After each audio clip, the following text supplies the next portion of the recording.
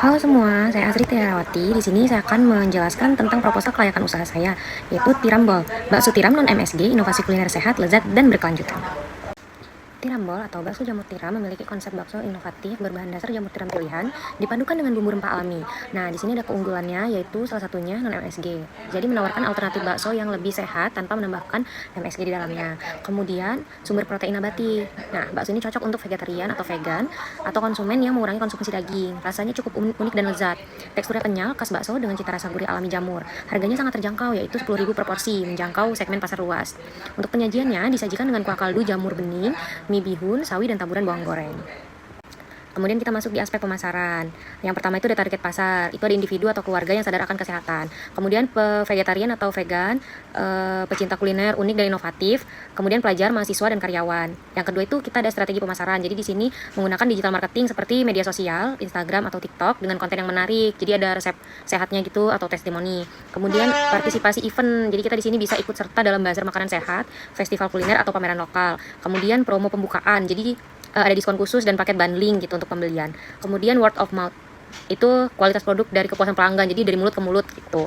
Kemudian kita ada gerai fisik, jadi buka food booth gitu di lokasi yang strategis. Dan ada pemesanan online melalui aplikasi pesan antar makanan seperti GoFood, GrabFood, ShopeeFood, dan lain-lain. Nah, kemudian kita juga ada pre-order untuk acara kantor dan acara lainnya. Kemudian apa sih keuntungan perusahaan untuk kedepannya? Yang pertama itu peningkatan permintaan produk sehat. Tren gaya hidup sehat terus meningkat, mendukung permintaan tirambol non MSG. Yang kedua, diferensiasi produk. Jadi keunikan bakso jamur tiram non MSG membedakan dari kompetitor bakso daging konvensional. Kemudian yang ketiga, loyalitas pelanggan. Jadi rasa yang unik, kualitas terjamin, dan harga kompetitif akan membangun basis pelanggan setia. Kemudian yang keempat, potensi ekspansi, yaitu pembukaan cabang baru. Jadi kemitraan atau franchise gitu, atau pengembangan produk turunan, misalnya tirambol beku, jadi dalam bentuk frozen. Kemudian yang terakhir, efisiensi biaya. Karena jamur tiram ini termasuk produk yang relatif lebih terjangkau dan stabil harganya dibandingkan dengan daging-daging yang berpotensi meningkatkan margin keuntungan. Kemudian di sini ada umur usaha yang akan berjalan di masa depan itu seperti apa sih? Nah, prospeknya itu jangka panjang, yaitu sangat menjanjikan yang didukung oleh beberapa aspek. Yang pertama, pergeseran preferensi konsumen, yaitu menuju makanan nabati dan alami. Yang kedua, inovasi berkelanjutan. Jadi pengembangan varian rasa, produk olahan jamur lainnya itu seperti nanti bakal berkembang gitu. Kemudian penguat brand image sebagai pelopor bakso sehat dan lezat. Nah, estimasinya itu dengan pengolahan yang baik, adaptasi pasar dan inovasi berkelanjutan, usaha ini memiliki potensi untuk bertahan dan berkembang secara signifikan dalam 5-10 tahun ke depan, bahkan bisa lebih. Kemudian ada faktor teknis dan teknologi ke depan yang akan digunakan. Itu ada 4 aspek. Yang pertama produksi, yang kedua bahan baku, yang ketiga distribusi dan logistik, kemudian yang terakhir adalah pemasaran. Nah, produksi itu dengan awal peralatan dapur itu yang sederhana, yang standar, mesin penggiling sederhana dan alat pengukus atau perebus. Nah, untuk kedepannya mungkin bisa menggunakan mesin produksi bakso otomatis untuk meningkatkan kapasitas mesin. Kemudian pengemasan vakum untuk produk beku. Nah, untuk di bahan baku, untuk sekarang, untuk awal pembelian jamur tiram segar dari petani lokal terpercaya. Nah, untuk kedepannya mungkin bisa bergabung dengan kemitraan strategis dengan pemasok jamur yang berskala besar dan bahkan budidaya jamur tiram sendiri untuk kontrol kualitas dan harga. Kemudian yang ketiga ada distribusi dan logistik. Dengan awal pengiriman mandiri untuk pemesanan online.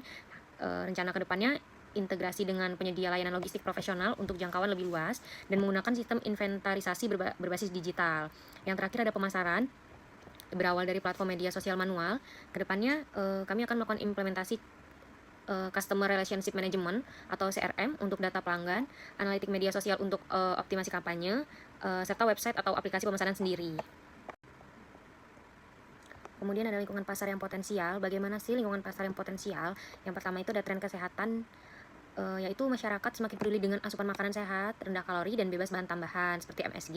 Kemudian peningkatan vegetarianis, yaitu populasi vegetarian yang terus bertumbuh menciptakan ceruk pasar yang signifikan.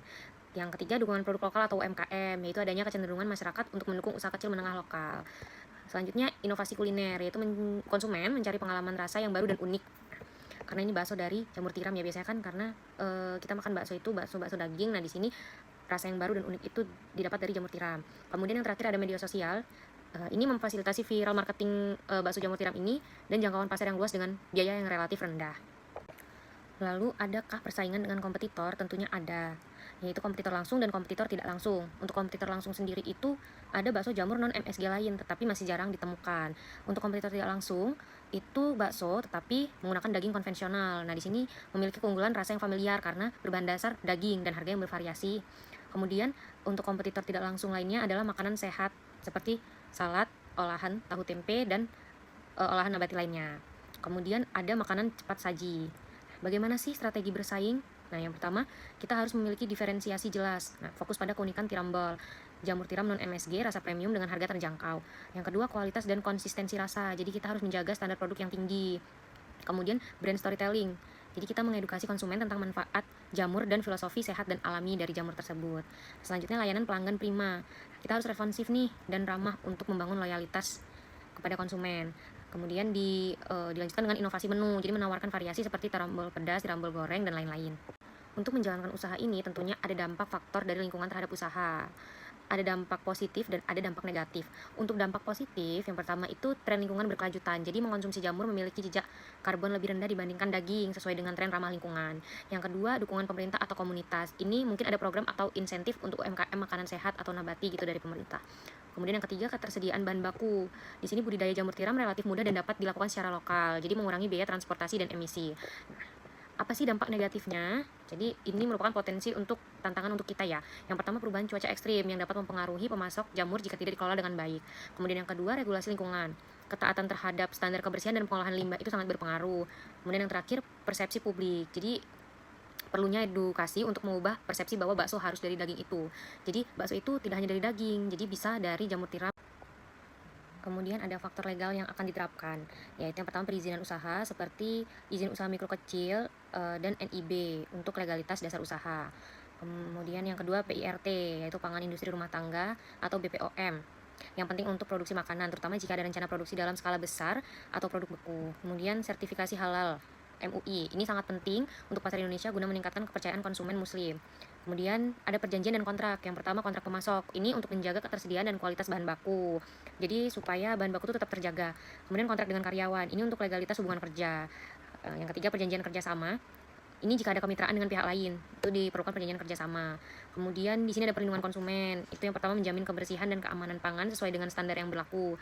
Yang kedua, menyediakan informasi nutrisi yang akurat. Ini jika memungkinkan. Dan yang terakhir, Tirambol merupakan salah satu sebuah peluang emas. Itu karena yang pertama, inovasi kuliner sehat dan lezat.